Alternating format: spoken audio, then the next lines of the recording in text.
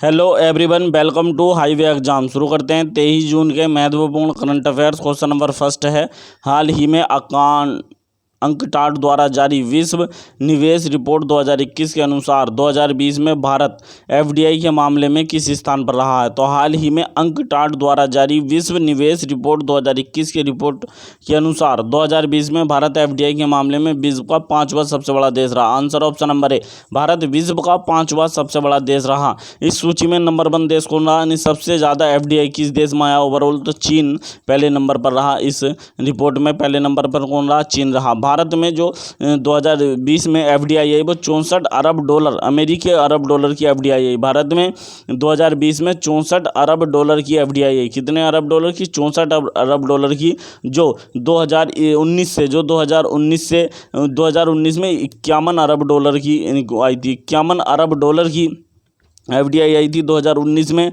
और अब क्या आई 2020 में आई है कितने अरब डॉलर की, 64 अरब डॉलर की एफडीआई आई। पिछले वर्ष से 19% एफडीआई मतलब होती है फॉरेन डायरेक्ट इन्वेस्ट, यानी प्रत्यक्ष विदेशी निवेश जो हुआ उसमें भारत में 19% की बढ़ोतरी देखी गई 2019 की अपेक्षा 2020 में। भारत से सबसे ज़्यादा जो एफडीआई आया वो किस देश से आया, तो सिंगापुर से सबसे ज़्यादा एफडीआई आया। यहाँ सिंगापुर से 29% आया, अमेरिका से 23% एफडीआई आई। सबसे ज़्यादा भारत में एफडीआई किस देश से आई, तो सिंगापुर से आया 29%, और दूसरे नंबर पर अमेरिका से आया 23%, और तीसरे नंबर पर मॉरिशस से आया 9.7%। मॉरिशस से तीसरे नंबर पर भारत में सबसे अधिक एफडीआई आया। भारत के किस क्षेत्र में सबसे अधिक एफडीआई आया, तो भारत में कंप्यूटर सॉफ्टवेयर व हार्डवेयर क्षेत्र में सबसे अधिक एफडीआई आया 44%।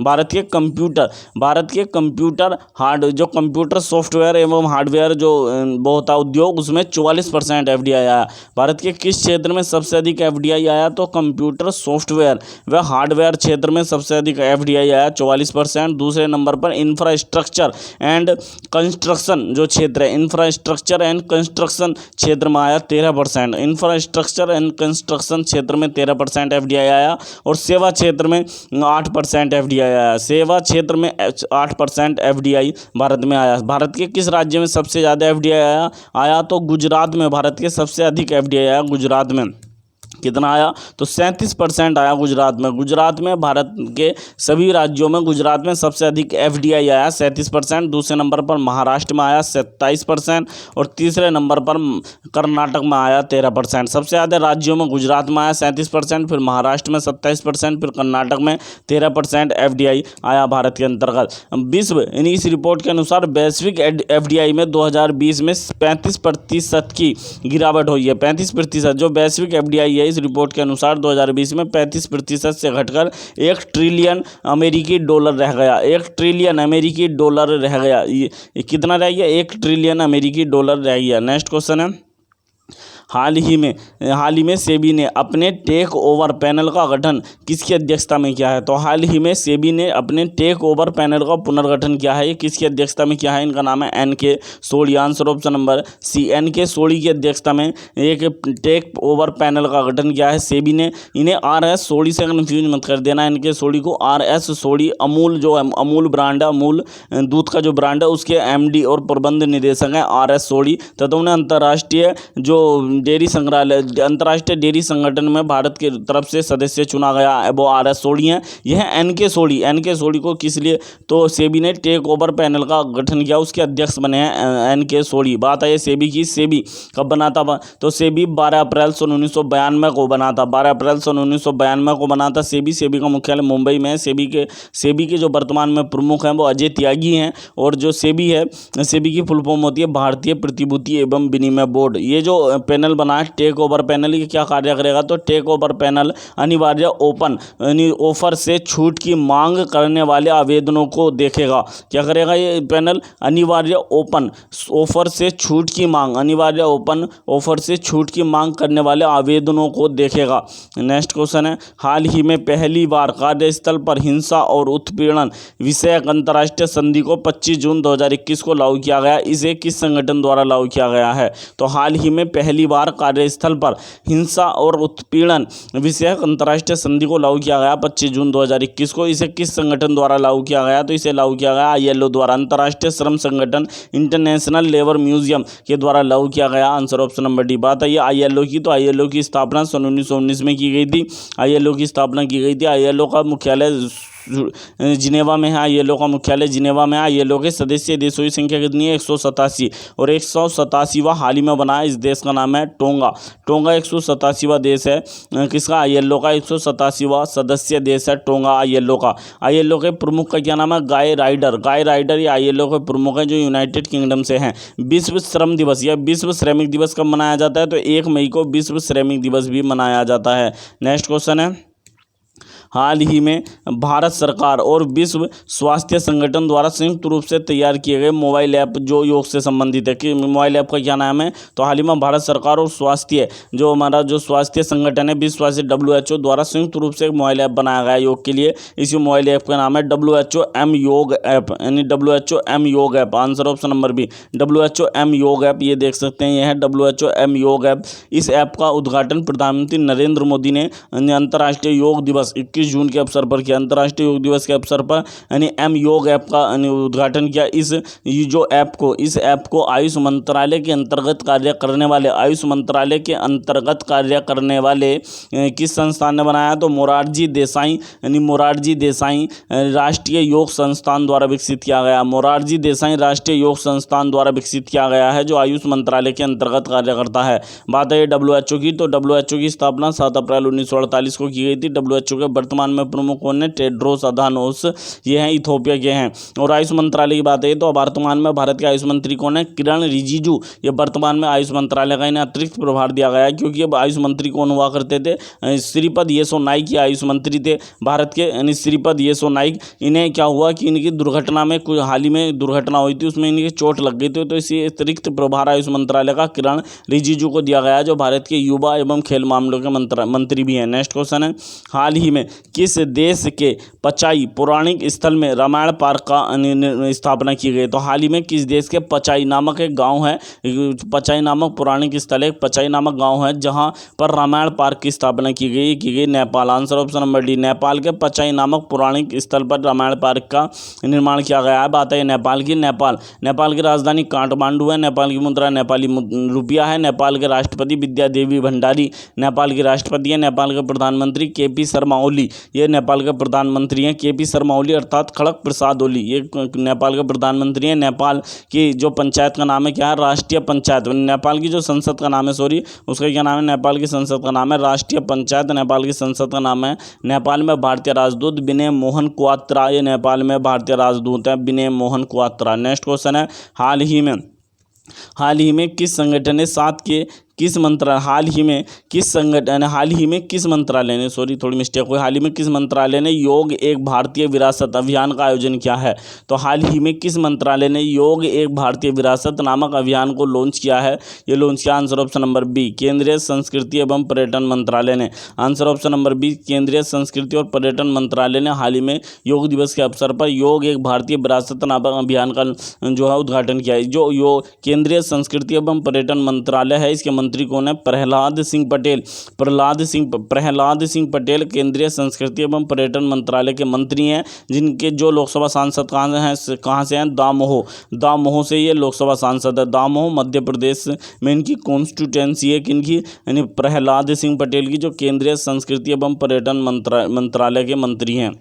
नेक्स्ट क्वेश्चन है, हाल ही में centre for science and environment अर्थात CSE द्वारा जारी ईज ऑफ लिविंग इंडेक्स 2020 में किस शहर को भारत के सबसे रहने योग्य शहर के रूप में नामित किया गया है? तो हाल ही में CSE अर्थात centre for science and environment नामक संस्था ने ईज ऑफ लिविंग इंडेक्स 2020 को जारी किया। इस रिपोर्ट के अनुसार भारत में सबसे अधिक रहने योग्य शहर कौन सा है? तो भारत में सबसे अधिक रहने योग्य शहर है बेंगलुरु। आंसर ऑप्शन नंबर है बंगलुरु कर्नाटक की राजधानी बंगलुरु सबसे अधिक रहने योग्य शहर है। इसके बाद चेन्नई, शिमला और भुवनेश्वर को शामिल किया गया। इसके बाद चेन्नई है दूसरे नंबर पर, तीसरे नंबर पर शिमला है और चौथे नंबर पर भुवनेश्वर को इस सूची में रखा गया है। नेक्स्ट क्वेश्चन है, हाल ही में बर्मिंघम में आयोजित ग्रास कोर्ट टेनिस प्रतियोगिता में WTA खिताब जीतने वाली पहली अरब महिला कौन बनी है? तो हाल ही में बर्मिंघम इंग्लैंड का एक शहर है, उसमें आयोजित ग्रास कोर्ट टेनिस प्रतियोगिता में WTA खिताब जीतने वाली पहली अरब महिला बनी है।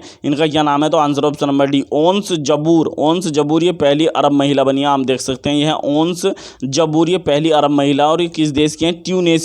ट्यूनेशिया की ये महिला हैं। ट्यूनेशिया जो देश है अफ्रीका महाद्वीप का एक देश है ट्यूनेशिया, उसकी ये महिला हैं ओंस जबूर, ट्यूनेशिया की महिला हैं। बात है ट्यूनेशिया की राजधानी ट्यूनिस है, ट्यूनेशिया की मुद्रा दिनार है और ट्यूनेशिया अफ्रीका का एक देश है। ये पहली अरब महिला बनी है WTA का खिताब जीतने वाली, ओंस जबूर। नेक्स्ट क्वेश्चन है, हाल ही में फार्मूला 1 यानी फ्रेंच ग्रांड प्रिक्स 2021 को किसने जीता? हाल ही में फार्मूला 1 रेस होती है जिससे जो हाल ही में हुई उसका नाम है फ्रेंच ग्रांड प्रिक्स 2021। इसको किसने जीता है? तो इसको जीता है आंसर ऑप्शन नंबर सी, किसने? मैक्स वेरस्टेपेन ने जीता है। आंसर ऑप्शन नंबर सी।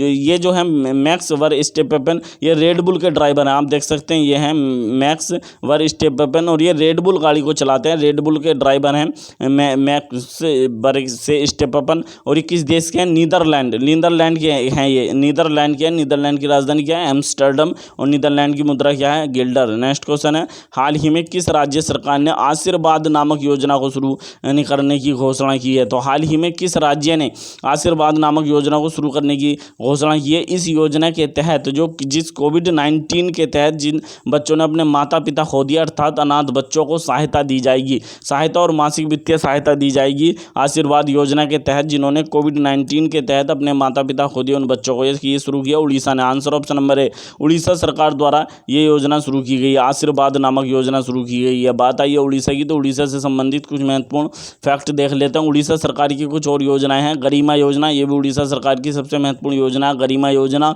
यानी बलराम योजना, ये भी उड़ीसा सरकार की योजना है। बलराम योजना, गरिमा योजना उड़ीसा सरकार की योजना। उड़ीसा की राजधानी क्या है? भुवनेश्वर उड़ीसा की राजधानी है, जहाँ पर भारत में पहला फायर पार्क बना है। भारत का पहला फायर पार्क भुवनेश्वर में बना है। यानी कोविड-19 वॉर मेमोरियल, ये भी भुवनेश्वर में बना है। कोविड-19 वॉर मेमोरियल और विश्व कौशल केंद्र भी भुवनेश्वर में बनाया गया है। उड़ीसा की राजधानी भुवनेश्वर में विश्व कौशल केंद्र भी बनाया गया। उड़ीसा की राजधानी भुवनेश्वर में बिंदु सागर झील है जो हाल ही में चर्चा में रही थी। उड़ीसा की राजधानी भुवनेश्वर भारत का पहला शहर है जिसे ISO सर्टिफिकेट मिला। ISO सर्टिफिकेट प्राप्त करने वाला पहला शहर है उड़ीसा की राजधानी भुवनेश्वर भारत का। उड़ीसा 1 अप्रैल सन 1936 को भारत का राज्य बना था। 1 अप्रैल सन 1936 को। उड़ीसा की राजधानी क्या है? भुवनेश्वर है। उड़ीसा के राज्यपाल कौन है? प्रोफेसर गणेशी लाल उड़ीसा के राज्यपाल। उड़ीसा के मुख्यमंत्री नवीन पटनायक हैं। नेक्स्ट क्वेश्चन है, हाल ही में असम सरकार ने राभा दिवस के अवसर पर किसे कलागुरु बोटा पुरस्कार से सम्मानित किया है? तो हाल ही में असम सरकार ने राभा दिवस के अवसर पर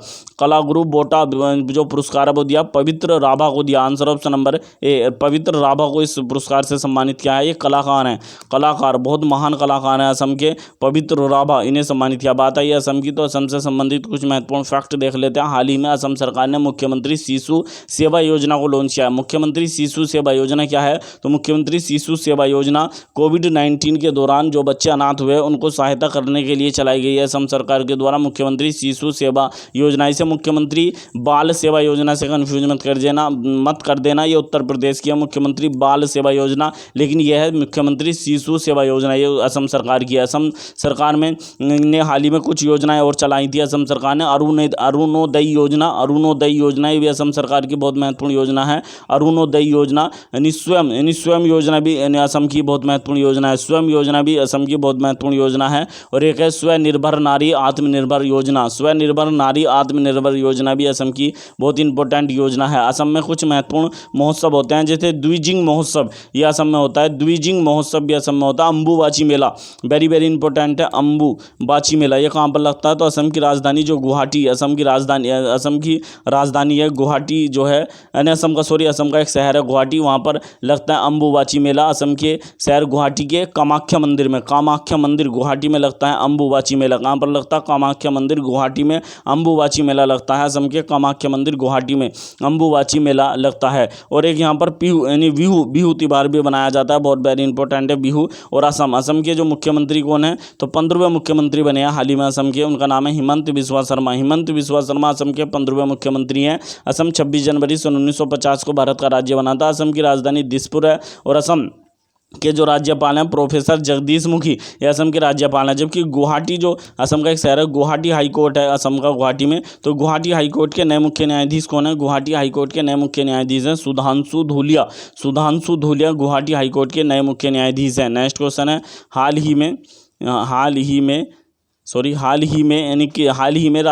किस राज्य के मुख्यमंत्री ने राज्य में सुगंधित फूलों को बढ़ावा देने के लिए सुगंधित कोडानार परियोजना को लॉन्च किया? तो हाल ही में किस राज्य के मुख्यमंत्री ने यानी सुगंधित फूलों को बढ़ावा देने के लिए